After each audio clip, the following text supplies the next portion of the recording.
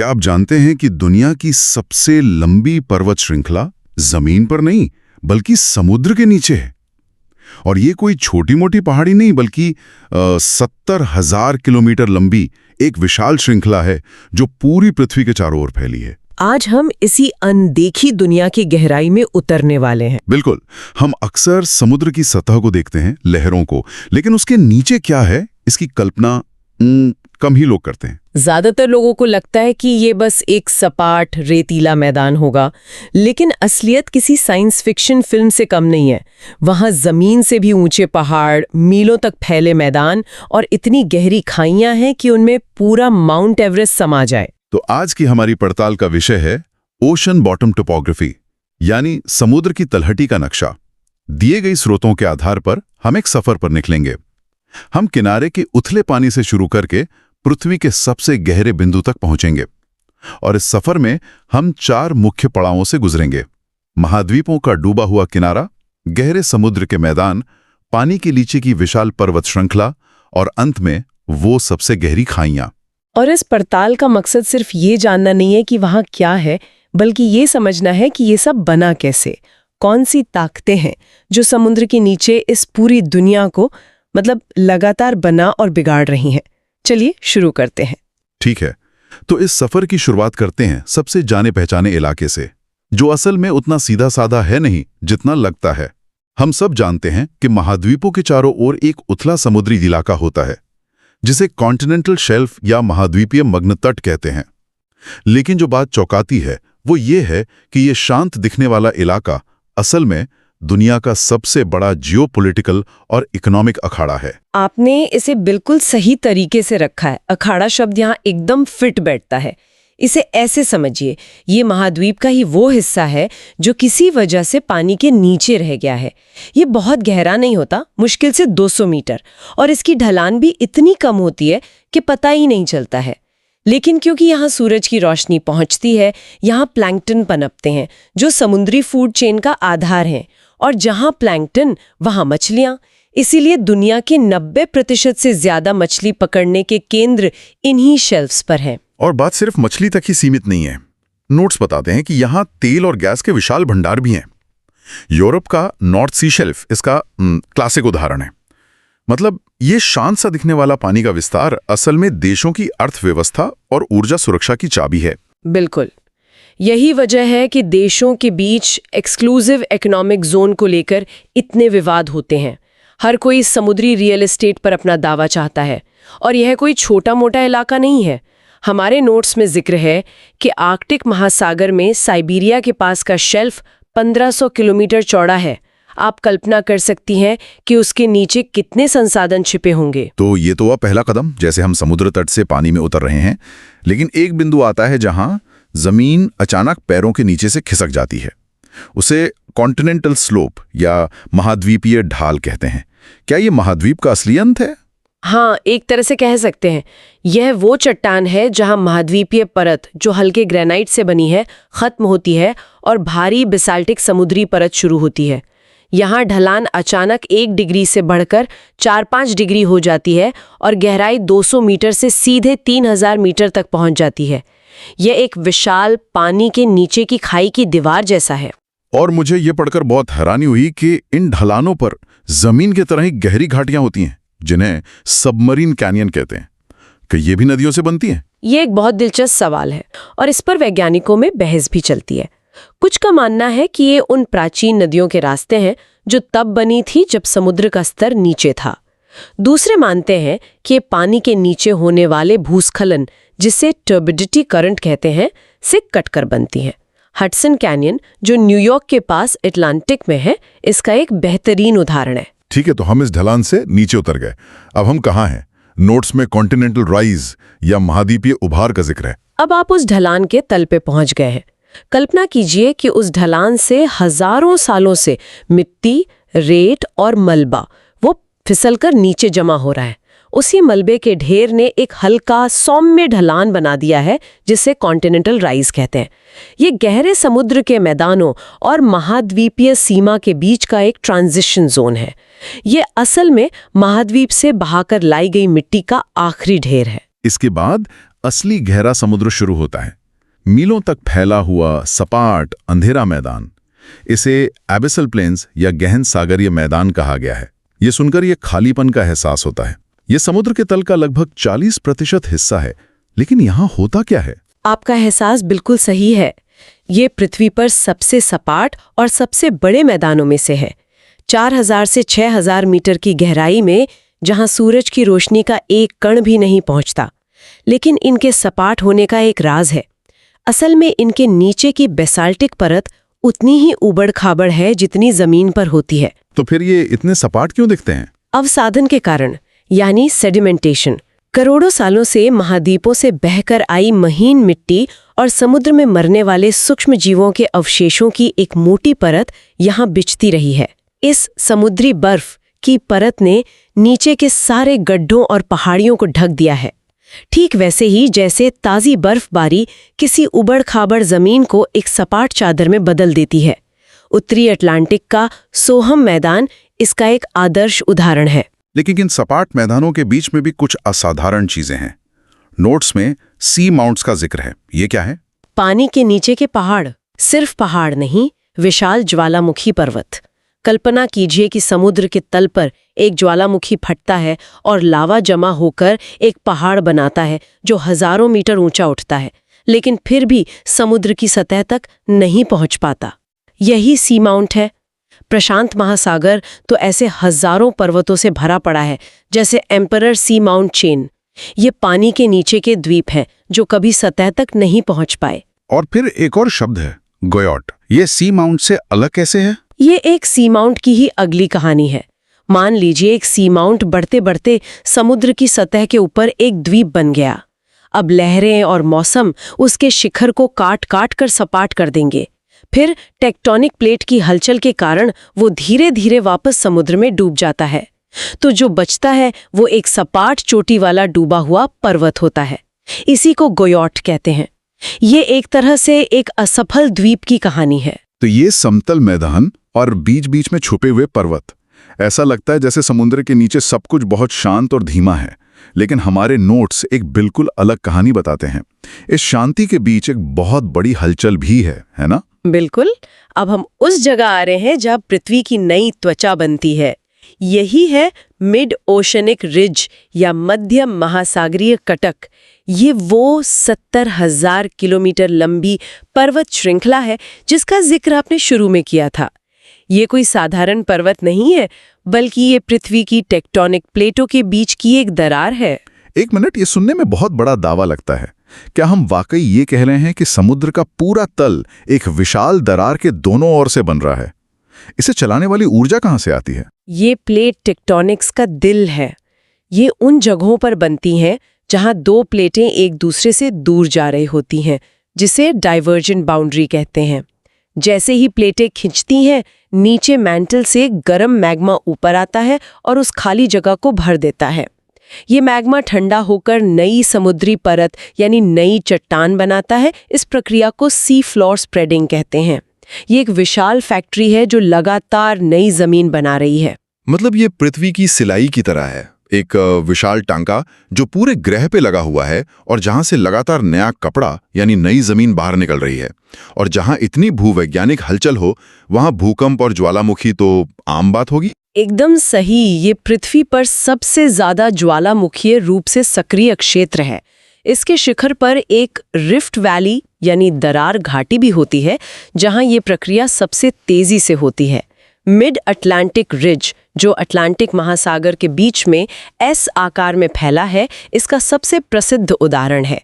और यहाँ एक और मज़ेदार बात है, इस कटक के पास की चट्टानें सबसे नई होती हैं और जैसे जैसे आप इससे दूर जाते हैं, चट्टानें पुरानी होती जाती हैं।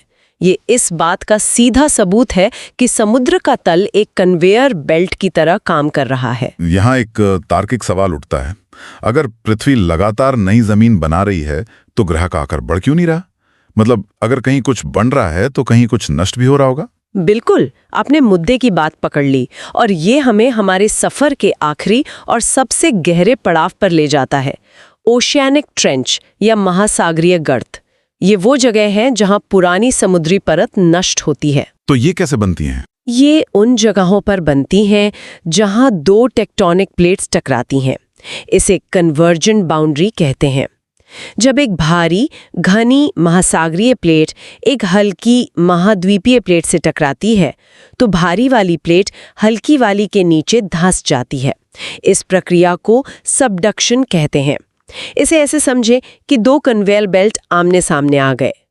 भारी और गीले तौरिये जैसी समुद्री प्लेट हल्की और सूखे गत्ते जैसी महाद्वीपीय प्लेट के नीचे आसानी से खिसक जाती है। इसी धंसने की क्रिया से समुद्र के तल में एक लंबी, संकरी और बहुत गहरी वी आकार की खाई बन जाती है। और ये खाइयां कितनी गहरी हैं? नोट्स में मैरियाना गर्त का जिक्र है और उसके अंदर चैलेंजर डीप का। ये आंकड़ा तो अविश्वसनीय है, 10,994 मीटर। हाँ, ये हमारे ग्रह का सबसे गहरा ज्ञात बिंदु है। ये इतना गहरा है कि अगर आप माउंट एवरेस्ट को इसमें उल्टा रख दें तो भी उसकी चोटी पानी की सतह से लगभग 2 किलोमीटर नीचे होगी। उस गहराई में दबाव और अंधेरा कैसा होगा, इसकी कल्पना करना भी मुश्किल है। और ये गर्त सिर्फ गहरे गड्ढे नहीं हैं, ये पृथ्वी के सबसे शक्तिशाली भूकंपों और सुनामियों के जन्मस्थान भी हैं, क्योंकि यहाँ प्लेटों के बीच अविश्वसनीय तनाव जमा होता है। हिंद महासागर का सुंडा गर्त इसका एक और उदाहरण है, जो 2004 की सुनामी के लिए जिम्मेदार था। तो हमने पूरा सफर तय कर लिया।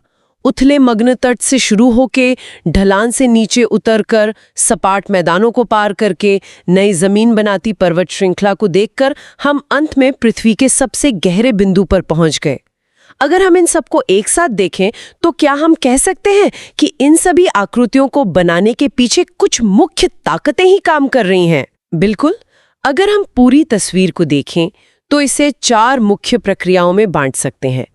सबसे बड़ी ताकत है प्लेट टेक्टोनिक्स। जैसा हमने देखा, प्लेटों के दूर जाने से मिड ओशनिक रिज बनते हैं और उनके टकराने से गर्त बनते हैं। यह इस पूरी कहानी का इंजन है। दूसरी ताकत ज्वालामुखी गतिविधि होगी, जिससे सी माउंट और गुयोट जैसे अलग थलग पर्वत बनते हैं। सही। तीसरी है अवसादन। महाद्वीपों से बहकर आया करोड़ों टन मलबा जो मग्न तट, उभार और गहरे समुद्री मैदानों को आकार देता है और उनकी सतह को चिकना बनाता है। और चौथी प्रक्रिया है कटाव और धसाव, जो एक ज्वालामुखी द्वीप को काटकर एक सपाट चोटी वाले गुयोट में बदल देती है। तो संक्षेप में प्लेट टेक्टोनिक्स एक विशाल ढांचा बनाती है, ज्वालामुखी उसमें अलग अलग संरचनाएं जोड़ते हैं और अवसादन उस सब पर एक चादर बिछाकर उसे अंतिम रूप देता है। यह एक अविश्वसनीय रूप से गतिशील प्रणाली है। बिल्कुल। ये सब मिलकर समुद्र के नीचे एक ऐसी दुनिया बनाते हैं जो जमीन की दुनिया से कहीं ज्यादा विविध और नाटकीय है, बस हमारी नजरों से छिपी हुई है। आज की इस पड़ताल ने तो समुद्र के तल को देखने का मेरा नजरिया ही बदल दिया है।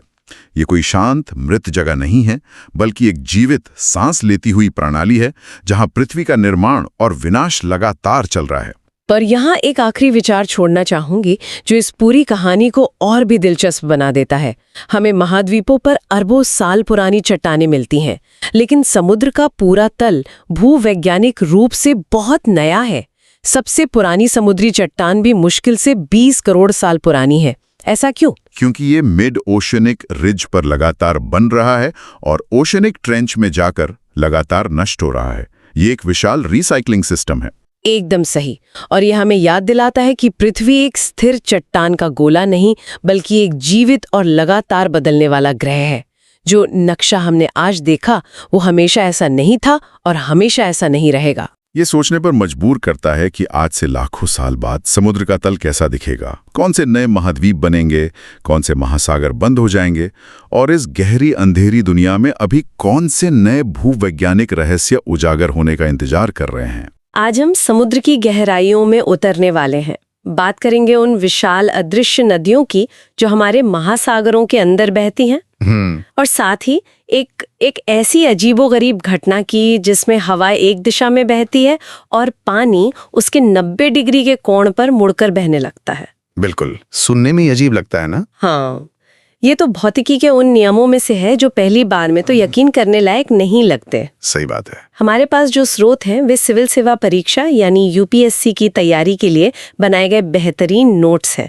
मतलब काफी डिटेल्ड है, काफी गहरे हैं। लेकिन हमारा मिशन इन्हें किसी क्लासरूम लेक्चर की तरह नहीं बल्कि एक दिलचस्प कहानी की तरह समझना है। तो चलिए एक सफर पर निकलते हैं। हाँ, भूमध्य रेखा से गर्म पानी की एक बूंद के साथ एक सफर पर निकलते हैं और देखते हैं कि वे किन ताकतों के कारण अटलांटिक को पार करती है। और ये सिर्फ एक अकादमिक सफर नहीं है, इस एक बूंद की यात्रा तय करती है कि लंदन में मौसम कैसा होगा, पेरू के मछुआरों की कमाई कितनी होगी और भारत में मानसून आएगा या नहीं। बिल्कुल, ये सब आपस में जुड़ा हुआ है। ठीक है, तो शुरू करते हैं इन समुद्री नदियों यानी ओशन करंट्स से।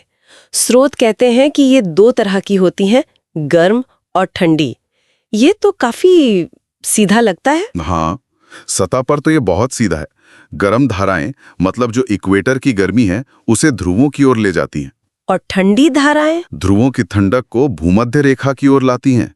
लेकिन इसका जो असर है वो सीधा साधा नहीं है। अच्छा, आप कल्पना कीजिए, अटलांटिक महासागर में कैरिबियन से निकली गर्म पानी की एक विशाल नदी बह रही है।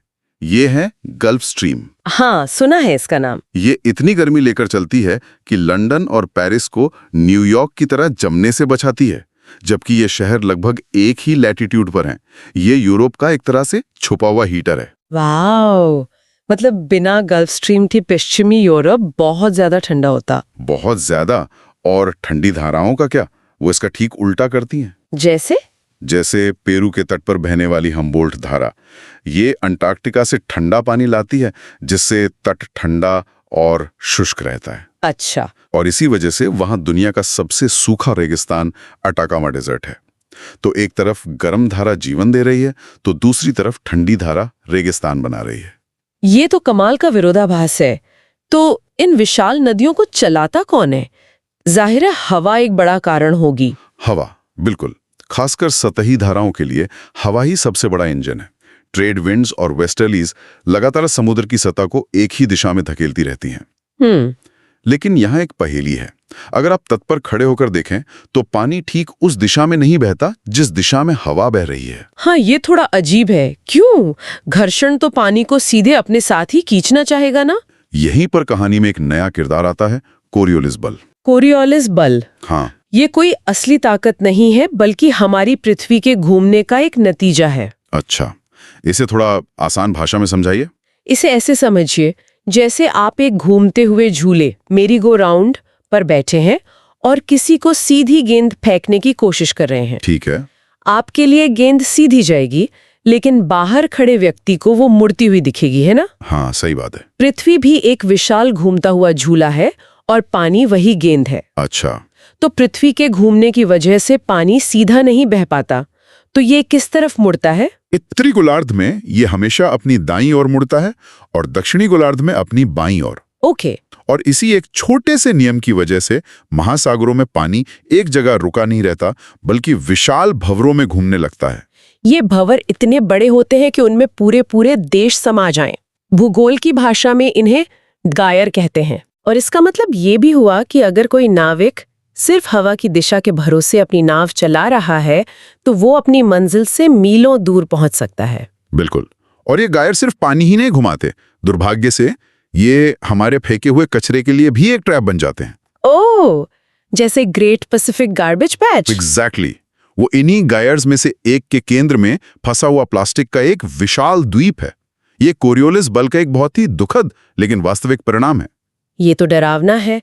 पर चलिए उस पहेली पर वापस आते हैं जहां से हमने शुरू किया था। हवा पानी को धकेलती है और कोरियोलिस बल उसे मोड़ देता है। लेकिन ये 90 डिग्री वाला एंगल कहां से आया? ये तो बहुत ज्यादा है। हाँ, और यहीं पर कहानी का सबसे दिलचस्प और हैरान करने वाला हिस्सा शुरू होता है, एकमन इफेक्ट। Ekman effect? 1905 में वाग्नर एकमन नाम के एक वैज्ञानिक ने इसका पता लगाया। उन्होंने देखा कि हवा के धक्के और कोरियोलिस बल के कारण समुद्र की जो सबसे ऊपरी परत है वो हवा के दिशा से लगभग 45 डिग्री दाईं ओर बहती है, उत्तरी गोलार्ध में। ठीक है, 45 डिग्री। लेकिन ये 90 तो नहीं हुआ? रुकिए, कहानी अभी बाकी है। ये प्रभाव सिर्फ सतह तक सीमित नहीं है। अच्छा, अब सोचिए, सतह के ठीक नीचे वाली पानी की परत को कौन चला रहा है? उसके ऊपर वाली परत, घर्षण की वजह से। सही, लेकिन उस नीचे वाली परत पर भी तो कॉरियोलिस बल काम कर रहा है, तो वो भी अपनी ऊपर वाली परत की दिशा से थोड़ा और दाईं ओर मुड़ जाती है। अच्छा, और उसकी गति थोड़ी कम हो जाती है। उसके नीचे वाली परत थोड़ा और दाईं ओर मुड़ती है और गति और कम हो जाती है। मतलब ये एक चेन रिएक्शन जैसा है। बिल्कुल, ये समुद्र के अंदर एक तरह का घुमावदार डांस है। इससे एक स्पाइरल यानी स्पाइरल पैटर्न बनता है, जिसे एकमन स्पाइरल कहते हैं। एक मिनट, ये बात मेरे गले नहीं उतर रही।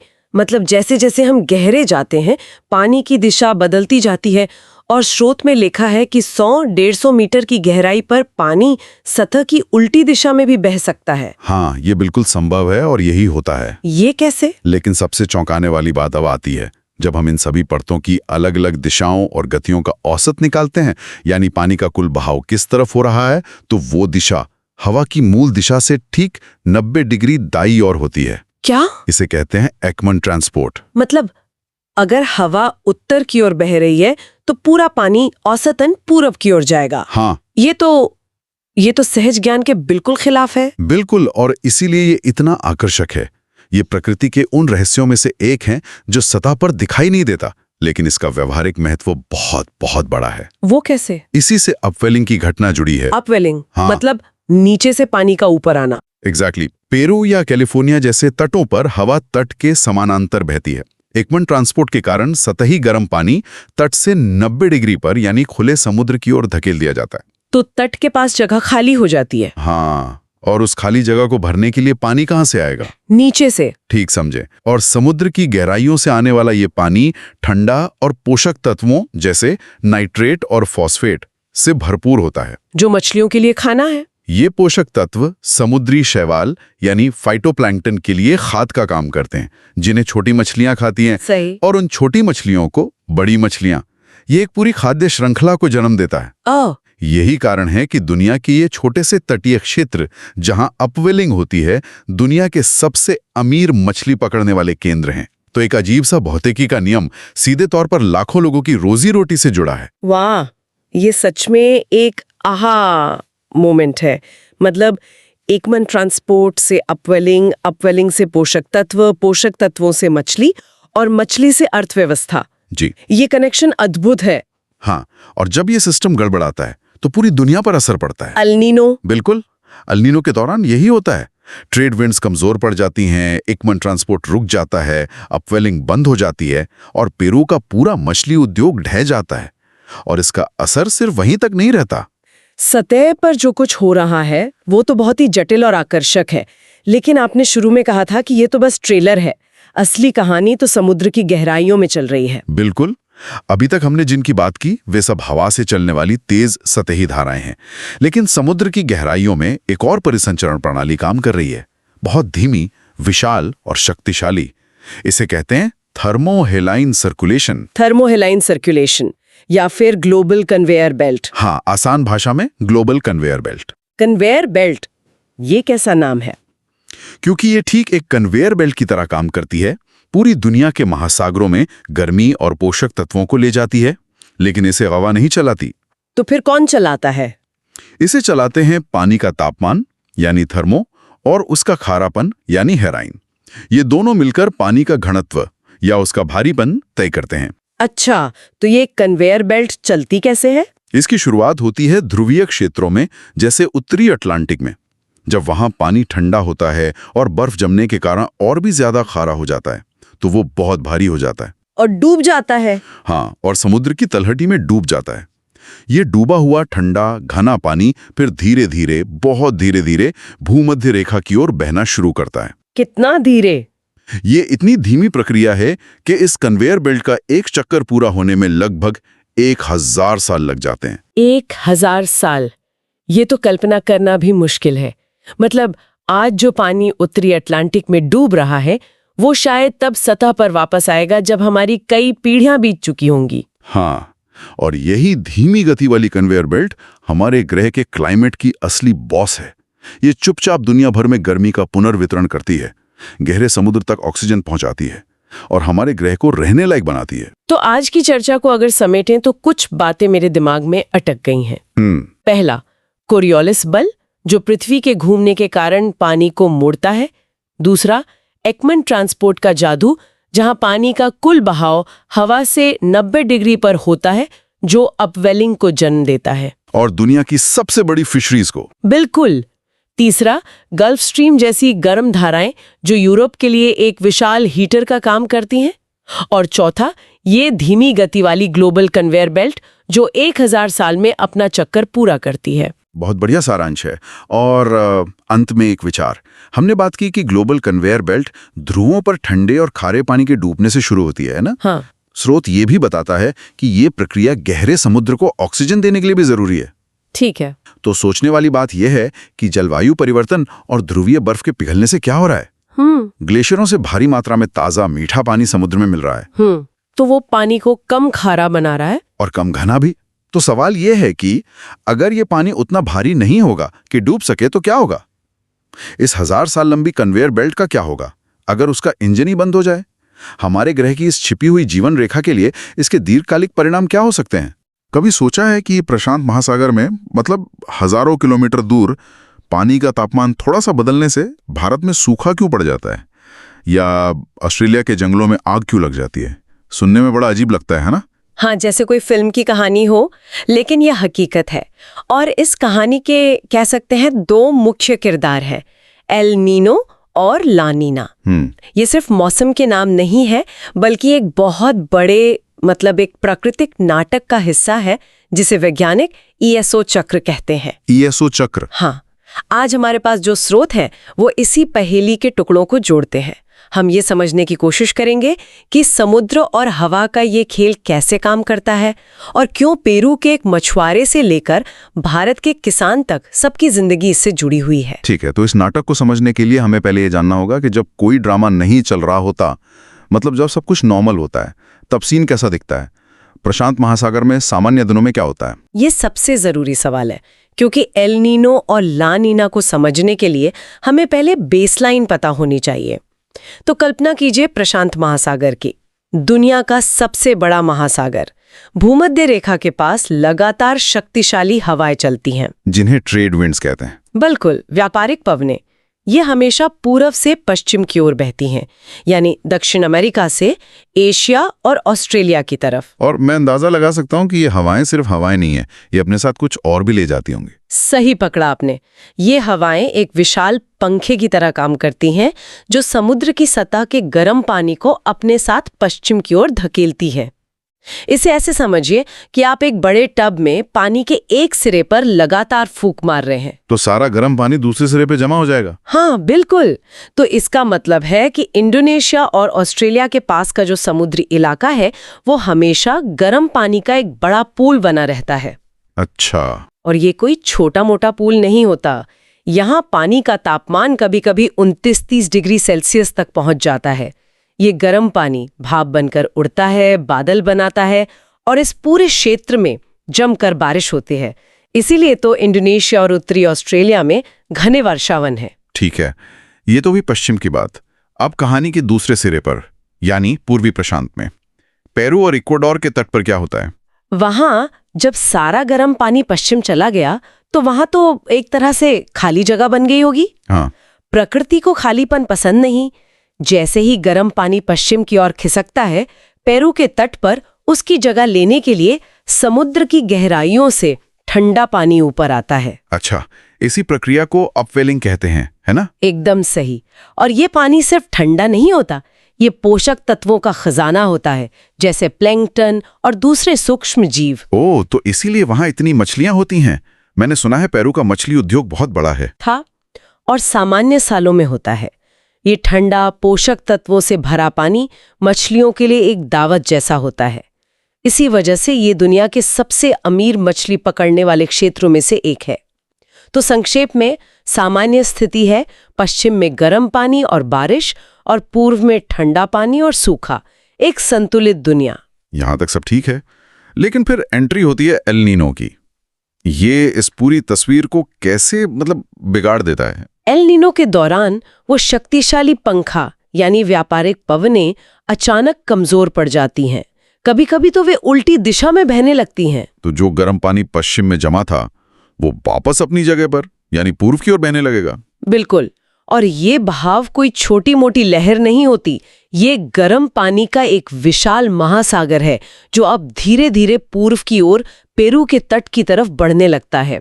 इससे पूर्वी प्रशांत का तापमान अचानक बढ़ जाता है, और जब हम कहते हैं बढ़ जाता है तो हमारा मतलब सिर्फ 0.5 डिग्री सेल्सियस या उससे थोड़ा ज्यादा होता है, लेकिन इसका असर विनाशकारी होता है। 1 मिनट, सिर्फ आधा डिग्री, ये सुनने में तो बहुत कम लगता है, लेकिन इसका इतना बड़ा असर कैसे हो सकता है? यही तो इस सिस्टम की सबसे हैरान करने वाली बात है।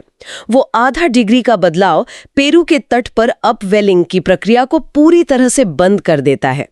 गर्म पानी की एक मोटी परत ठंडे पोषक तत्वों से भरे पानी को सतह पर आने से रोक देती है, जिसका मतलब है मछलियों के लिए दावत खत्म। पूरी तरह से। पोषक तत्व नहीं तो प्लैंकटन नहीं, प्लैंकटन नहीं तो छोटी मछलियां नहीं, और छोटी मछलियां नहीं तो बड़ी मछलियां भी या तो मर जाती हैं या किसी और जगह चली जाती हैं। तो पूरा मछली उद्योग ही ठप हो जाता है। हाँ, पेरू का पूरा मछली उद्योग जो लाखों लोगों को रोजगार देता है, महीनों के अंदर ढह जाता है। वैसे दिलचस्प बात यह है कि एल नीनो नाम पेरू के मछुआरों ने ही दिया था। इसका मतलब है छोटा लड़का या क्राइस्ट चाइल्ड, क्योंकि यह अक्सर क्रिसमस के आसपास दिखाई देता था। ये तो स्थानीय तबाही हुई, लेकिन आपने शुरू में कहा था कि इसका असर भारत और ऑस्ट्रेलिया तक होता है। वो कैसे? क्योंकि जब समुद्र का थर्मोस्टेट बदलता है तो उसके ऊपर का वायुमंडल भी बदल जाता है। जहां पहले पेरू के पास ठंडा पानी और सूखा मौसम था, वहां अब गर्म पानी है और भारी बारिश होने लगती है।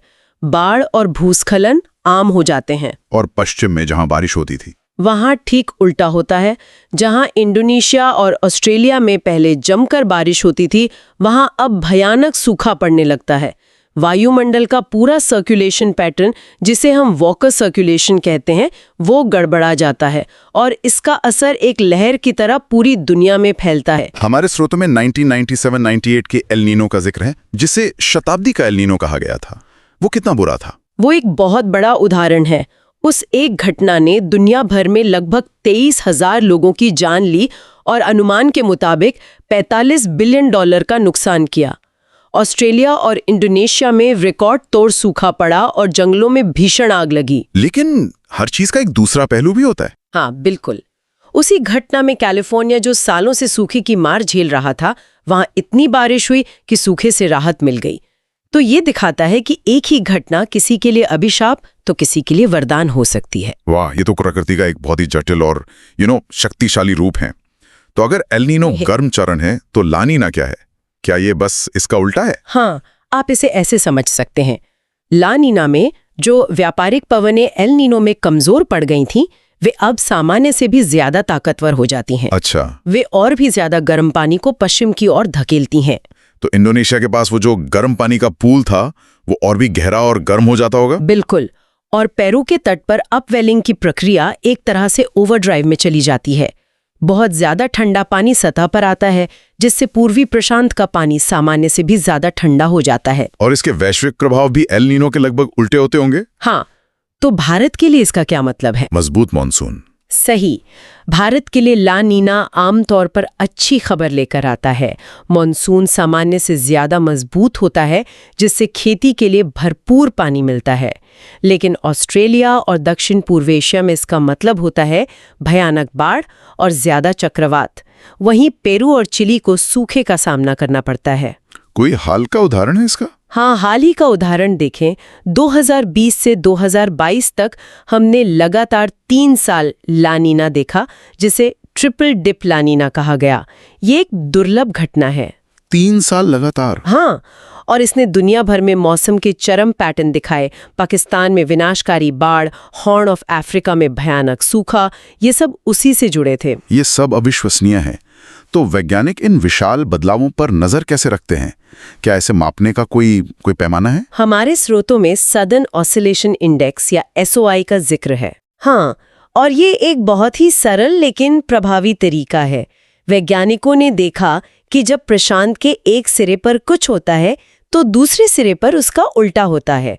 तो उन्होंने 2 जगहों को चुना, एक ताहिती जो पूर्वी प्रशांत में है और दूसरा डार्विन ऑस्ट्रेलिया जो पश्चिमी प्रशांत में है।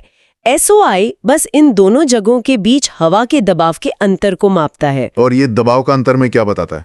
ये हमें व्यापारिक पवनों की ताकत के बारे में बताता है।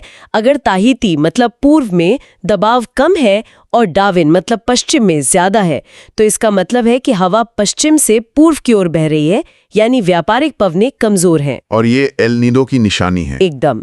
और SOI की वैल्यू नेगेटिव में चली जाती है, -8 से भी नीचे। और लानिना में इसका उल्टा होता होगा, ताहिती में दबाव ज्यादा। बिल्कुल, तब ताहिती में दबाव ज्यादा और डार्विन में कम होता है, जो बताता है कि व्यापारिक पवनें बहुत मजबूत हैं। ये लानिना की स्थिति है और SOI की वैल्यू पॉजिटिव हो जाती है, +8 से भी ऊपर। तो ये एक थर्मोमीटर की तरह है जो हमें बताता है कि प्रशांत महासागर को बुखार है या वो ठंडा पड़ गया है। हाँ, कह सकते हैं। ठीक है, ये समझ में आया। लेकिन एक सवाल अभी भी मेरे मन में है। भारत प्रशांत महासागर से इतना दूर है, फिर भी भारतीय मॉनसून इस चक्र से इतना ज्यादा प्रभावित क्यों होता है? इसका सीधा कनेक्शन क्या है? इसका कनेक्शन है वॉकर सर्कुलेशन, जिसका हमने थोड़ी देर पहले जिक्र किया था। हाँ। इसे आप भूमध्य रेखा के साथ चलने वाला एक विशाल वायुमंडलीय कन्वेयर बेल्ट समझिए। सामान्य स्थिति में ये बेल्ट इंडोनेशिया के गर्म पानी से हवा को ऊपर उठाता है। ये हवा वायुमंडल में ऊपर जाकर पूर्व की ओर बहती है और पेरू के ठंडे पानी पर नीचे उतरती है। फिर सतह से ये वापस पश्चिम की ओर बहती है। और भारतीय मॉनसून इस बेल्ट से कैसे जुड़ा है? भारतीय मॉनसून भी एक ऐसी ही प्रणाली है जिसमें हवा समुद्र से नमी उठाकर जमीन पर लाती है। जब वॉकर सर्कुलेशन मजबूत होता है तो वो भारतीय मॉनसून को भी ताकत देता है। लेकिन एल नीनो के दौरान जब गर्म पानी का केंद्र पूर्व की ओर खिसक जाता है तो ये पूरा वॉकर सर्कुलेशन बेल्ट भी या तो पूर्व की ओर खिसक जाता है या कमजोर पड़ जाता है। तो वो भारतीय मॉनसून से उसकी ऊर्जा छीन लेता है। हाँ, जैसे किसी मशीन का प्लग निकाल दिया हो। नतीजा भारत में कमजोर मॉनसून और सूखा। और लानीना में ये सर्कुलेशन मजबूत होकर मॉनसून को और ताकत देता है। अच्छा, अब सारी कड़ियां जुड़ रही हैं। तो अगर हमें किसी को जल्दी से समझाना हो तो एल नीनो और लानीना का मुख्य अंतर क्या है? एकदम सरल शब्दों में, एल नीनो मतलब व्यापारिक पवनें कमजोर, पूर्वी प्रशांत गर्म, पेरू में बाढ़ और ऑस्ट्रेलिया और भारत में सूखा। वॉकर सर्कुलेशन कमजोर। और लानीना? व्यापारिक पवनें मजबूत, पूर्वी प्रशांत ठंडा, पेरू में सूखा, ऑस्ट्रेलिया और भारत में ज्यादा बारिश या बाढ़। और वॉकर सर्कुलेशन मजबूत। रस्मीय रूप से जुड़ी हुई प्रणाली है। वो कहते हैं ना कि एक तितली के पंख फड़फड़ाने से तूफान आ सकता है, बस यहाँ तितली प्रशांत महासागर जितनी बड़ी है। बिल्कुल, ये हमें याद दिलाता है कि हम एक वैश्विक जलवायु प्रणाली का हिस्सा हैं। जो घटना हजारों किलोमीटर दूर हो रही है, उसका सीधा असर हमारी थाली के खाने पर, पीने के पानी पर, हमारी अर्थव्यवस्था पर पड़ सकता है। ये प्रकृति का तरीका है हमें ये बताने का कि सब कुछ एक दूसरे से जुड़ा है। और ये हमें एक बहुत बड़े सवाल पर लाकर छोड़ देता है। हम जलवायु परिवर्तन के दौर में जी रहे हैं, जहां दुनिया का औसत तापमान बढ़ रहा है। ऐसे में एनसो जैसे ये प्राकृतिक चक्र भविष्य में क्या रूप लेंगे? क्या एल नीनो और लानीना ज्यादा शक्तिशाली, ज्यादा विनाशकारी और ज्यादा अप्रत्याशित हो जाएंगे? और अगर ऐसा होता है तो क्या हम उसके लिए तैयार हैं? नमस्ते, और हमारी आज की इस खास पड़ताल में आपका स्वागत है। आज हम एक ऐसे विषय पर बात कर रहे हैं जिसे हम में से कई लोगों ने समुद्र तट पर महसूस किया है, पर शायद उसके पीछे के विज्ञान को पूरी तरह नहीं समझा है। हम बात कर रहे हैं समुद्री ज्वार भाटे की। समुद्र के पानी का वो अनुशासित उतार चढ़ाव जो दिन में 2 बार होता है। ऐसा लगता है जैसे समंदर सांस ले रहा हो। और आज हमारी कोशिश ये होगी कि हम समझे कि ये सिर्फ पानी का ऊपर नीचे होना नहीं है, बल्कि ये पृथ्वी, चंद्रमा और सूरज के बीच चल रहा एक खगोलीय नृत्य है। तो चलिए इस विषय की गहराई में उतरते हैं। सबसे पहले एक बिल्कुल बुनियादी सवाल, ये ज्वार भाटा आखिर है क्या? और ये समुद्र की धाराओं यानी करंट से कैसे अलग है? देखिए, ये एक बेहतरीन सवाल है क्योंकि अक्सर लोग इन दोनों में कंफ्यूज हो जाते हैं। हाँ बिल्कुल। इसे ऐसे समझिए, जो धाराएं हैं वो समुद्र में बहने वाली नदियों की तरह हैं। अच्छा। लेकिन ज्वार भाटा वो पानी को आगे पीछे नहीं ले जाता, वो बस उसे ऊपर नीचे उठाता और गिराता है। तो ये एक वर्टिकल मूवमेंट है। हाँ बिल्कुल, एक वर्टिकल गति। और इसके पीछे मुख्य रूप से 2 बल हैं। चंद्रमा और सूरज का गुरुत्वाकर्षण और हमारी पृथ्वी का अपना घूर्णन। दिलचस्प। तो मतलब ज्यादातर लोग जो सोचते हैं कि ये सिर्फ चंद्रमा का काम है, वो पूरी कहानी नहीं है। नहीं, बिल्कुल नहीं। पर एक बात है जो मुझे हमेशा से थोड़ी अजीब लगती है। सूरज तो चंद्रमा से मतलब लाखों गुना बड़ा और भारी है। हाँ, तो फिर ज्वार भाटे पर चंद्रमा का असर ज्यादा क्यों होता है? सूरज को तो पानी को और जोर से खींचना चाहिए, है ना? यहीं पर विज्ञान का सबसे मजेदार पहलू सामने आता है। आपका सोचना बिल्कुल सही है। पृथ्वी पर सूरज का जो कुल गुरुत्वाकर्षण खिंचाव है वो चंद्रमा से लगभग 175 गुना ज्यादा है। 175 गुना? जी। फिर भी ज्वार पर चंद्रमा का असर सूरज से लगभग 2 गुना होता है। ये कैसे हो सकता है? क्योंकि ज्वार भाटा किसी ग्रह पर लगने वाले कुल खिंचाव से नहीं, बल्कि उस ग्रह के एक सिरे और दूसरे सिरे के बीच खिंचाव के अंतर से पैदा होता है। अच्छा, खिंचाव के अंतर से। हाँ, चंद्रमा पृथ्वी के बहुत करीब है तो उसका खिंचाव पृथ्वी के सामने वाले हिस्से पर और सबसे दूर वाले हिस्से पर काफी अलग-अलग होता है। ओके। सूरज बहुत दूर है तो उसका खिंचाव पूरी पृथ्वी पर लगभग एक जैसा पड़ता है। इसी खिंचाव के अंतर की वजह से चंद्रमा इस खेल का किंग है। वाह, ये तो सच में एक आहा मोमेंट है। तो चंद्रमा पृथ्वी के उस हिस्से के पानी को अपनी तरफ खींचता है जो उसके सामने है, और वहां एक उभार, एक बल्ज बन जाता है, जिसे हम हाई टाइड या उच्च ज्वार कहते हैं। ये तो समझ आता है, लेकिन मैंने पढ़ा है कि पृथ्वी के ठीक दूसरी तरफ भी उसी समय एक और हाई टाइड होता है। ये थोड़ा अजीब है। हाँ, ये सबसे ज्यादा कंफ्यूज करने वाला हिस्सा है। वहां पानी को कौन खींच रहा है? बिल्कुल। देखिए, चंद्रमा की तरफ वाला उभार तो गुरुत्वाकर्षण के खिंचाव से बनता है। ठीक है। लेकिन दूसरी तरफ का जो उभार है वो एक दूसरे बल की वजह से बनता है, जिसे हम सेंट्रीफ्यूगल फोर्स या अपकेंद्रीय बल कहते हैं। Centrifugal force? हाँ, इसे एक आसान उदाहरण से समझते हैं। जी प्लीज। सोचिए कि पृथ्वी और चंद्रमा एक दूसरे का चक्कर नहीं काट रहे, बल्कि वे दोनों मिलकर एक अदृश्य बिंदु का चक्कर काट रहे हैं, एक साझा द्रव्यमान केंद्र का। तो जब पृथ्वी इस तरह एक बड़े झूले की तरह घूमती है तो पानी बाहर की ओर फेंका जाता है। ठीक वैसे ही जैसे गोल घूमने वाले झूले पर आप बाहर की ओर एक खिंचाव महसूस करते हैं। अच्छा, तो एक तरफ से खिंचाव है और दूसरी तरफ से एक तरह का फेंकाव। एकदम सही। और यही खिंचाव पृथ्वी की दूसरी तरफ पानी का दूसरा उभार बनाता है। तो इसका मतलब ये हुआ कि किसी भी समय पृथ्वी पर 2 उच्च ज्वार होते हैं। बिल्कुल।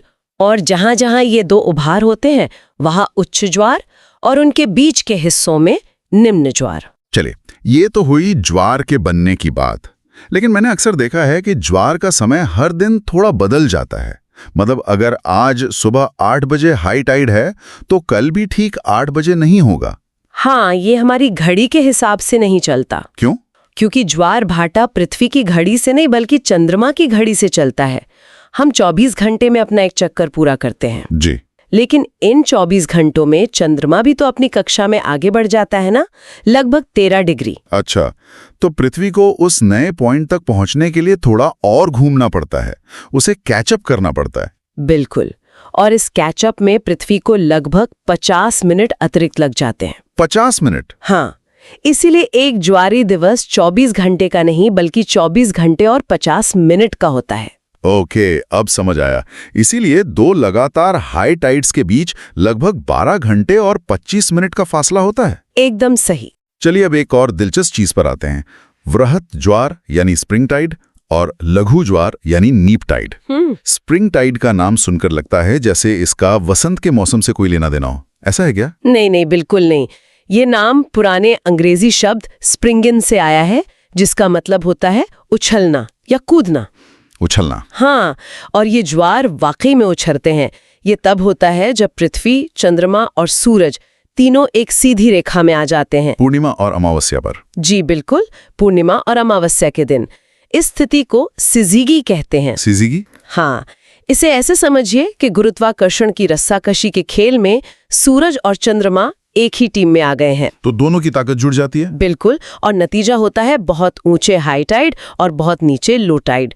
मतलब ज्वारीय सीमा यानी टाइडल रेंज अधिकतम होती है। और लघु ज्वार यानी नीप टाइड, इसका ठीक उल्टा होगा? ठीक उल्टा। वो तब आते हैं जब हमें आधा चांद दिखता है, मतलब पहली या तीसरी तिमाही में। तब सूरज और चंद्रमा पृथ्वी के साथ 90 डिग्री का कोण बनाते हैं। अब रस्साकशी के खेल में वे एक दूसरे के खिलाफ खींच रहे हैं। तो वे एक दूसरे के असर को कम कर देते हैं। एकदम सही। इससे हाई टाइड बहुत ऊंचे नहीं होते और लो टाइड बहुत नीचे नहीं जाते। ज्वारे सीमा बहुत कम हो जाती है। तो क्या हर समुद्र तट पर ज्वार एक ही तरह से आते हैं? मतलब दिन में 2 हाई टाइड और 2 लो टाइड? नहीं, ऐसा बिल्कुल नहीं है। ये इस बात पर बहुत निर्भर करता है कि उस जगह की तट रेखा का आकार कैसा है। अच्छा। ज्यादातर जगहों पर, जैसे अटलांटिक तटों पर, दिन में 2 बराबर हाई और लो टाइड आते हैं। इन्हें अर्धदैनिक ज्वार कहते हैं। और बाकी जगहों पर? कुछ जगहों पर, जैसे मेक्सिको की खाड़ी में, दिन में सिर्फ एक ही हाई टाइड और एक ही लो टाइड आता है। सिर्फ एक? हाँ, उन्हें दैनिक ज्वार कहते हैं। और कुछ जगहों पर, जैसे उत्तरी अमेरिका के प्रशांत तट पर, मिश्रित ज्वार आते हैं, जहां दिन में होते तो 2 हाई और 2 लो टाइड हैं, लेकिन उनकी ऊंचाई में बहुत अंतर होता है। हम सुनते हैं कि जब सुपर मून होता है तो क्या उसका ज्वार पर भी कोई सुपर असर होता है? हाँ, बिल्कुल होता है। जब चंद्रमा अपनी कक्षा में घूमते हुए पृथ्वी के सबसे करीब होता है, उस स्थिति को उपभू या पेरिजी कहते हैं। पेरिजी? जी। उस दौरान उसका गुरुत्वाकर्षण खिंचाव मजबूत हो जाता है और ज्वार सामान्य से करीब 20% ज्यादा ऊंचे हो सकते हैं। 20%? हाँ, और जब ये उपभू ज्वार बृहद ज्वार के साथ मिल जाता है तो हमें साल के सबसे ऊंचे ज्वार देखने को मिलते हैं। और दुनिया में सबसे ऊंचा ज्वार कहाँ आता है? वो कौन सी जगह है? वो जगह है कनाडा की फंडी की खाड़ी, bay of Fundy. Bay of Fundy? हाँ, वहाँ कीप जैसी भौगोलिक बनावट की वजह से पानी एक संकरी जगह में इकट्ठा हो जाता है, जिससे ज्वारीय सीमा लगभग 15 मीटर तक पहुंच सकती है। 15 मीटर? ये तो एक 5 मंजिला इमारत जितनी ऊंचाई है। ये तो कल्पना करना भी मुश्किल है। बिल्कुल। और वहां रहने वाले लोग इसी लय के साथ अपना जीवन जीते हैं। तो ये तो साफ है कि ये सिर्फ एक प्राकृतिक घटना नहीं है, इसका हमारी दुनिया और हमारे जीवन पर भी सीधा असर पड़ता है। वो कैसे? देखिए, ज्वार भाटे से ज्वारीय धाराएं पैदा होती हैं। अच्छा। जब पानी हाई टाइड के लिए तट की ओर बढ़ता है तो उसे बाण धारा या फ्लड करंट कहते हैं। और जब वापस लौटता है तो उसे भाटा धारा या एब करंट कहते हैं। ये धाराएं बहुत शक्तिशाली हो सकती हैं। और ये धाराएं कभी-कभी कुछ असाधारण नज़ारे भी पैदा करती हैं, है ना? मैंने ज्वारीय बोर के बारे में पढ़ा है। हाँ, ज्वारीय बोर एक अद्भुत घटना है। यह पानी की एक लहर या एक दीवार होती है जो उच्च ज्वार के समय नदी में बहाव के खिलाफ ऊपर की ओर बढ़ती है। नदी में ऊपर की ओर? जी हाँ, भारत में हुगली नदी और चीन की कियांतांग नदी अपने विशाल ज्वारीय बोर के लिए दुनिया भर में प्रसिद्ध हैं। और इंसान इस प्राकृतिक शक्ति का इस्तेमाल कैसे करता है? इसके कई व्यावहारिक उपयोग हैं। सबसे पहले तो बंदरगाहों का पूरा संचालन ज्वार पर निर्भर करता है। हाँ, सही बात है। बड़े जहाजों को अंदर आने या बाहर जाने के लिए हाई टाइड का इंतजार करना पड़ता है, ताकि उन्हें पानी की गहराई मिल सके। बिल्कुल। और मछली पकड़ने के लिए भी ये महत्वपूर्ण है। और ऊर्जा उत्पादन के बारे में क्या? ये इसका सबसे रोमांचक उपयोग है। ज्वारीय ऊर्जा एक पूरी तरह से नवीकरणीय और अनुमानित ऊर्जा स्रोत है। अनुमानित मतलब प्रेडिक्टेबल? हाँ, हम जानते हैं कि ज्वार कब और कितना ऊंचा आएगा। भारत में भी कच्छ और खंभात की खाड़ी में इसकी अपार संभावनाएं हैं। तो संक्षेप में कहें तो ज्वार भाटा सिर्फ पानी का उठना गिरना नहीं, बल्कि पृथ्वी, चंद्रमा और सूरज के बीच गुरुत्वाकर्षण का एक बेहद जटिल और लगातार चलने वाला खेल है। हमने आज कुछ कमाल की बातें समझी कि कैसे ज्वार पर सूरज से ज्यादा चंद्रमा का असर होता है, कैसे पृथ्वी के दोनों तरफ एक साथ उभार बनते हैं और कैसे पूर्णिमा और अमावस्या पर सबसे ऊंचे ज्वार पैदा होते हैं। बिल्कुल। और हमने ये भी चर्चा की कि कैसे फंडी की खाड़ी जैसी संकरी भौगोलिक संरचनाएं ज्वार के असर को कई गुना बढ़ा सकती हैं। और यहीं से एक महत्वपूर्ण सवाल खड़ा होता है जिसके बारे में हमारे श्रोताओं को सोचना चाहिए। बताइए। जैसे जैसे जलवायु परिवर्तन से समुद्र का स्तर बढ़ रहा है और तटरेखाएं बदल रही हैं, भविष्य में इन खास जगहों पर ज्वार की लय और शक्ति कैसे बदल सकती है? ये सोचने वाली बात है। क्या ये संभव है कि जिस परिचित और भरोसेमंद पैटर्न पर आज हम निर्भर करते हैं वो आने वाली सदी में उतना स्थिर ना रहे? ये एक ऐसा सवाल है जिसका जवाब भविष्य के विज्ञान को खोजना होगा। नमस्कार और स्वागत है। आज हम दुनिया के शायद सबसे बड़े, सबसे गहरे रहस्य को समझने की कोशिश करने वाली हैं, महासागर। और हम किसी डूबे हुए खजाने की बात नहीं करेंगे, नहीं, बल्कि दो बहुत ही बुनियादी चीजों पर गौर करेंगे। पानी का तापमान और उसका खारापन। सुनने में ये काफी साधारण लगते हैं ना, पर एक्चुअली ये महासागर के दो मास्टर स्विच हैं। यही दोनों मिलकर तय करते हैं कि समुद्री जीव कहाँ रहेंगे, दुनिया की सबसे बड़ी धाराएं किधर बहेंगी, और यहाँ तक कि हमारे यहाँ मानसून कब आएगा। आज हमें जो नोट्स मिले हैं उनका मिशन इन्हीं दो स्विच के पीछे के विज्ञान को समझना है। बिल्कुल। और कुछ सवाल तो वाकई चौंकाने वाले हैं। जैसे मैंने कभी सोचा नहीं था कि अटलांटिक महासागर प्रशांत से ज्यादा खारा क्यों है, या ये कि समुद्र में सचमुच एक अदृश्य दीवार है जो गर्म और ठंडे पानी को अलग रखती है। चलिए आज इन्हीं गुत्थियों को सुलझाते हैं। तो शुरू करते हैं सबसे पहले तापमान। ये तो सीधा सा लगता है, सूरज चमकता है, पानी गर्म होता है, भूमध्य रेखा पर ज्यादा गर्म, ध्रुवों पर ठंडा। क्या ये इतना ही सरल है? शुरुआत के लिए ये सोचना बिल्कुल सही है। मुख्य ऊर्जा स्रोत तो सूरज ही है, इसमें कोई शक नहीं। लेकिन असली कहानी तब शुरू होती है जब हम ये देखते हैं कि इस गर्मी के साथ होता क्या है। ये बस एक जगह टिकी नहीं रहती। अच्छा। इसे हिलाने डुलाने वाली कई ताकतें हैं, और उनमें सबसे बड़ी हैं महासागरीय धाराएं। हाँ, जैसे गल्फ स्ट्रीम। मैंने कहीं पढ़ा था कि ये यूरोप के लिए एक तरह का हीटर है। सही है ना? बिल्कुल सही उपमा है, एकदम परफेक्ट। ये अटलांटिक महासागर में गर्म पानी की एक, आप कह सकते हैं, एक विशाल नदी है जो मेक्सिको की खाड़ी से निकलकर उत्तरी यूरोप की ओर जाती है। और इसका असर कितना बड़ा होता होगा? बहुत बड़ा। आपको एक मजेदार तथ्य बताता हूँ। लंदन और कनाडा का शहर कैलगरी दोनों लगभग एक ही अक्षांश पर हैं। लेकिन सर्दियों में कैलगरी में तापमान -30 डिग्री सेल्सियस तक चला जाता है। -30? हाँ, जबकि लंदन में बर्फबारी भी एक बड़ी खबर बन जाती है। सारा फर्क उस गल्फ स्ट्रीम का है जो लंदन को गर्म रखती है। वाह, मतलब एक अकेली समुद्री धारा पूरे महाद्वीप का मौसम तय कर रही है। हाँ। तो इसका उल्टा भी तो होता होगा, मेरा मतलब है ठंडी धाराएं। निश्चित रूप से। पेरू करंट को देखिए, ये दक्षिण अमेरिका के पश्चिमी तट के साथ बहती है और ये अंटार्कटिका से ठंडा पानी लाती है, जिससे उस इलाके का तापमान कम रहता है। अच्छा। और इसी ठंडी धारा के कारण दुनिया का सबसे सूखा रेगिस्तान अटाकामा ठीक समुद्र के बगल में मौजूद है। और हाँ, एक और प्रक्रिया है जिसे अपवेलिंग कहते हैं। अपवेलिंग से क्या होता है? मतलब कुछ ऊपर आ रहा है? सही पकड़ा। जब तेज हवाएं सतह के गर्म पानी को तट से दूर धकेलती हैं तो उसकी जगह लेने के लिए नीचे से ठंडा, पोषक तत्वों से भरपूर पानी ऊपर आता है। ओह, अच्छा।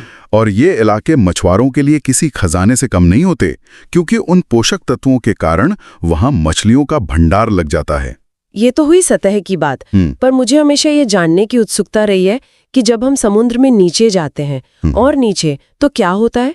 क्या तापमान बस धीरे धीरे एक समान रूप से कम होता जाता है? नहीं, और यहीं पर कहानी में सबसे दिलचस्प मोड़ आता है।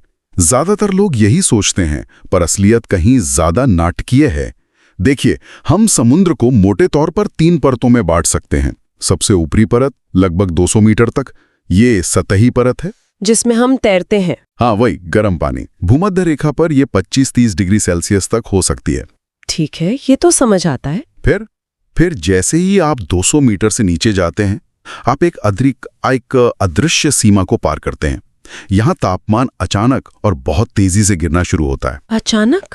बहुत तेजी से, मानो आप किसी बर्फीली दीवार से टकरा गए हों। इसी परत को वैज्ञानिक थर्मोक्लाइन कहते हैं। थर्मोक्लाइन? हाँ, ये करीब 1000 मीटर की गहराई तक चलती है और कुछ ही 100 मीटर में तापमान 15-20 डिग्री तक गिर सकता है। एक बर्फीली दीवार, ये तो कमाल है। तो ये थर्मोक्लाइन एक तरह से गर्म और ठंडे पानी के बीच बॉर्डर का काम करती है? बिल्कुल, ये एक प्राकृतिक अवरोधक है जो सतह की गर्मी को गहराई में जाने से रोकती है। और इस थर्मोक्लाइन के नीचे 1000 मीटर से लेकर समुद्र की तलहटी तक है गहरी परत। वहां हमेशा अंधेरा और ठंड होती है। पानी का तापमान लगभग 0 से 4 डिग्री सेल्सियस के बीच हमेशा, चाहे आप भूमध्य रेखा के नीचे हों या आर्कटिक के। वो दुनिया का सबसे बड़ा रेफ्रिजरेटर है। तो इसका मतलब ये हुआ कि उत्तरी गोलार्ध के महासागर दक्षिणी गोलार्ध से औसतन ज्यादा गर्म है। ये थोड़ा अजीब नहीं है? सूरज की रोशनी तो दोनों पर बराबर ही पड़ती होगी। हाँ, ये एक बहुत दिलचस्प अवलोकन है। इसका कारण जमीन और पानी के अनुपात में छुपा है। उत्तरी गोलार्ध में जमीन का हिस्सा बहुत ज्यादा है और जमीन पानी की तुलना में जल्दी गर्म होती है, और उस गर्मी को अपने आसपास के समुद्र में भी फैलाती है। अच्छा, वहीं दक्षिणी गोलार्ध में विशाल खुला महासागर है, जहां पानी लगातार मिक्स होता रहता है और ठंडा बना रहता है। समझ गई। तो तापमान की कहानी तो वाकई बहुत गहरी है, लेकिन आपने शुरू में 2 मास्टर स्विच की बात की थी।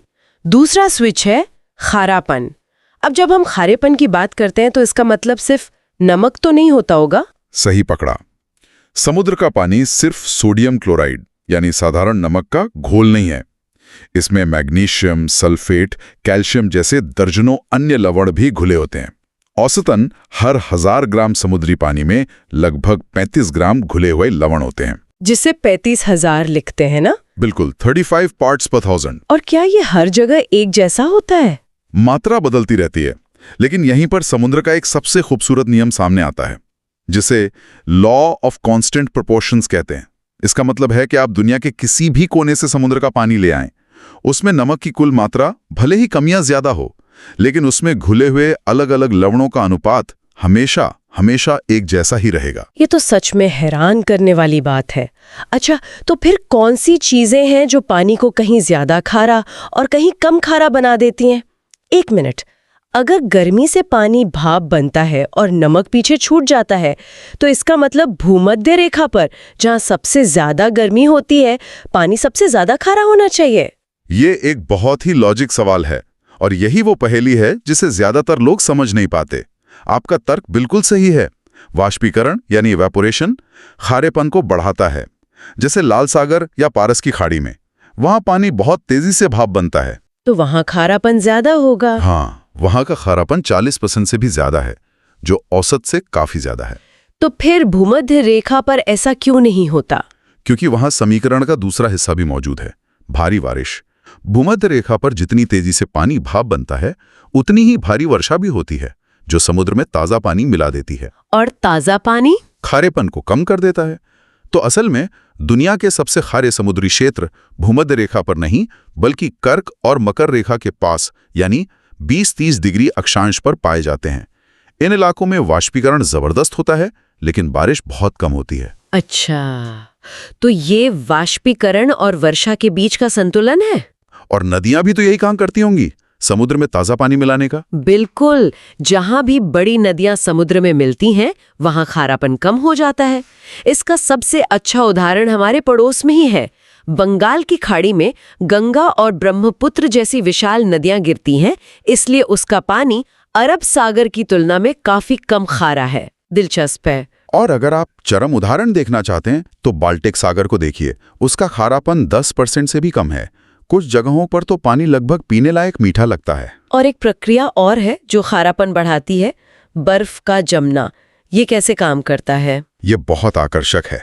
जब ध्रुवीय क्षेत्रों में समुद्री पानी जमता है, तो बर्फ के क्रिस्टल्स सिर्फ शुद्ध पानी के बनते हैं और वे नमक को बाहर धकेल देते हैं। अच्छा, नमक को बाहर कर देते हैं। हाँ, वो निकला हुआ नमक आसपास के बचे हुए पानी में घुल जाता है, जिससे वो पानी और भी ज्यादा खारा और इसलिए और भी ज्यादा घना हो जाता है। घना। तो अब हम कहानी के असली सार पर आ रहे हैं। जब हम तापमान और खारेपन, इन दोनों मास्टर स्विच को एक साथ रखते हैं तो क्या होता है? तब हम महासागर के असली इंजन तक पहुंचते हैं, और वो है घनत्व यानी डेंसिटी। भौतिकी का एक बहुत ही सरल लेकिन शक्तिशाली नियम यहाँ काम करता है।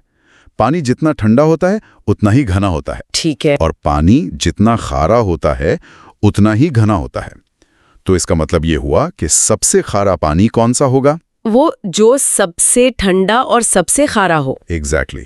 और ये ठंडा और खारा पानी ध्रुवों के पास बनता है। जब अटलांटिक के उत्तरी हिस्से में और अंटार्कटिका के पास पानी जमता है, तो वो बेहद ठंडा और बेहद खारा हो जाता है। ये पानी इतना घना और भारी हो जाता है कि ये समुद्र की तलहटी की ओर डूबना शुरू कर देता है। और जब ये भारी पानी नीचे डूबता है, तो ये एक विशाल गहरी समुद्री धारा को जन्म देता है। ये धारा एक धीमी गति की वैश्विक नदी की तरह समुद्र की तलहटी के साथ साथ पूरी दुनिया का चक्कर लगाती है।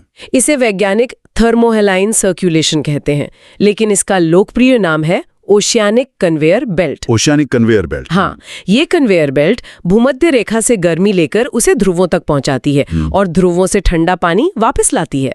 ये हमारे ग्रह का ग्लोबल क्लाइमेट कंट्रोल सिस्टम है। वाह, तो ये सब कुछ जुड़ा हुआ है। सूरज की गर्मी, बारिश, नदियाँ, बर्फ का जमना, ये सब मिलकर एक कन्वेयर बेल्ट चला रहे हैं जो पूरी पृथ्वी के मौसम को नियंत्रित कर रहा है। अविश्वसनीय है।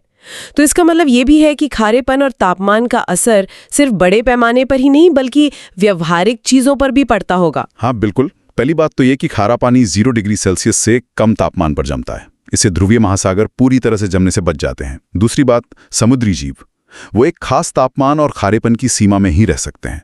अगर ये बदलता है तो उन्हें कहीं और जाना पड़ता है। अगर घनत्व इतना बदलता है तो इसका असर तो उन टेक्नोलॉजीज पर भी पड़ता होगा जो पानी के जरिए काम करती हैं, जैसे सोनार। बहुत अच्छा पॉइंट है। पानी का घनत्व जो तापमान और खारेपन से तय होता है, ये प्रभावित करता है कि ध्वनि तरंगे पानी में कैसे यात्रा करेंगी। पनडुब्बी संचालन और सोनार मैपिंग के लिए ये जानकारी बेहद जरूरी होती है। नौसेनाएं इन अदृश्य परतों, खासकर थर्मोक्लाइन का उपयोग दुश्मन के सोनार से छिपने के लिए भी करती हैं। तो आज की इस पूरी बातचीत से जो तस्वीर उभर रही है वो बहुत ही साफ है। पहली बात, समुद्र में थर्मोक्लाइन नाम की एक अदृश्य दीवार है जो गर्म और ठंडे पानी की दुनिया को अलग करती है। हाँ, और दूसरी बड़ी बात यह है कि दुनिया के सबसे खारे इलाके वहां नहीं हैं जहां सबसे ज्यादा गर्मी है, बल्कि वहां हैं जहां गर्मी और बारिश का संतुलन खारेपन के पक्ष में है। और सबसे जरूरी बात, तापमान और खारापन, ये दोनों मास्टर स्विच मिलकर घनत्व को नियंत्रित करते हैं, जो उस विशाल ओशनिक कन्वेयर बेल्ट को शक्ति देता है जो हमारे ग्रह को रहने लायक बनाए रखने में मदद करता है। बिल्कुल। और अंत में सोचने के लिए एक बात छोड़ जाता हूं। हमारे स्रोतों में ENSO यानी अल नीनो का जिक्र है। ये प्रशांत महासागर के सतह के तापमान में बस कुछ डिग्री के बदलाव से पैदा होने वाली एक वैश्विक घटना है। हाँ, जो दुनिया भर में सूखा, बाढ़ और तूफान ला सकती है। अब इस पर विचार कीजिए, अगर सतह के तापमान में थोड़े से बदलाव से पूरी दुनिया का मौसम इतना अस्त व्यस्त हो सकता है, तो जलवायु परिवर्तन के कारण महासागरों के लगातार गर्म होने और ध्रुवों की बर्फ पिघलने के दीर्घकालिक परिणाम क्या हो सकते हैं? ये कन्वेयर बेल्ट अगर धीमा पड़ गया या रुक गया तो क्या होगा? ये एक ऐसा सवाल है जिसके जवाब वैज्ञानिक आज भी खोज रहे हैं।